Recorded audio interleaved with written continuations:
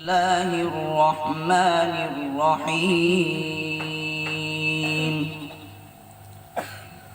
ومثل الذين ينفقون أموالهم ابتغاء مرضات الله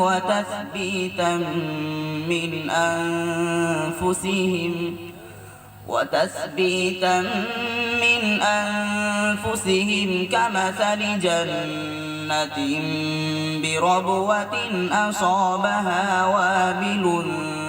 فآتت أكلها ضعفين فإن لم يصبها وابل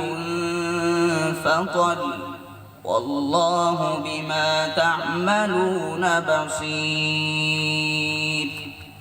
أيود أحدكم أن تكون له جنة من نخيل وأعناب تجري من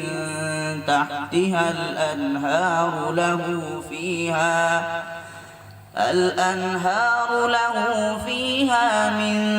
كل الثمرات وأصابه الكبر وله ذرية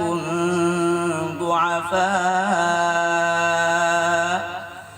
فأصابها إعصار فيه نار فاحترقت كذلك يبين الله لكم الآيات لعلكم تتفكرون. يا